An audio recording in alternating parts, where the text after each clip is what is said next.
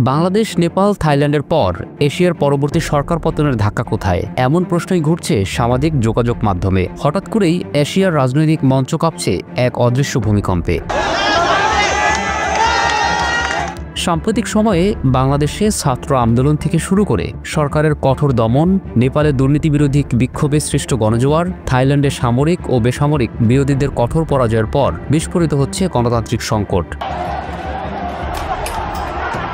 অর্থনৈতিক মন্দা ও মুদ্রাস্ফীতি জনগণের অসন্তোষকে তেজি করে তোলে। যেমন শ্রীলঙ্কার দেউলিয়া পরিস্থিতিতে 2022 সালে সরকারের পতন ঘটেছিল। পরবর্তী সংকটগ্রস্ত দেশ হিসেবে দেখা যাচ্ছে পাকিস্তান। ডলারের ঋণ বৃদ্ধি, ইনফ্লেশন ও আন্তর্জাতিক মুদ্রা তহবিলের চাপ সেখানে ক্রমশ বেড়ে চলেছে।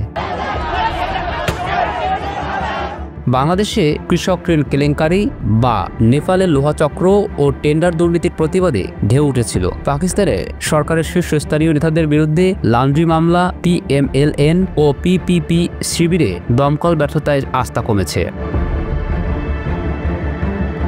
থাইল্যান্ডে মুক্তি ও গণতন্ত্র ফেরার দাবিতে ছাত্রনেতা ও রাজপ্রতিনিধিদের বিরুদ্ধে ভয়ানক দমন, রোড ব্লক ও ইন্টারনেট নিয়ন্ত্রণ ঘৃণার বিজেপি তৈরি করেছে। পাকিস্তানে সামাজিক গণমাধ্যমে সেনা ও তত্ত্বাবধায়ক সরকারের বিরোধিতা বাড়ছে।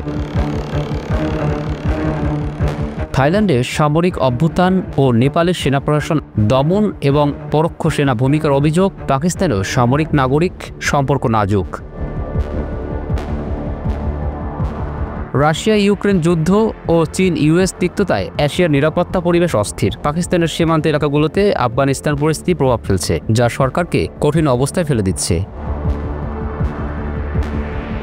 পরবর্তী পতনের সম্ভাবনা কোথায়? এমন প্রশ্নের উত্তর বিশ্লেষকরা আঙুল তুলছে পাকিস্তানের দিকে। তারা বলেছেন, এই পরিস্থিতিতে সর্বোচ্চ ঝুঁকিতে পাকিস্তান।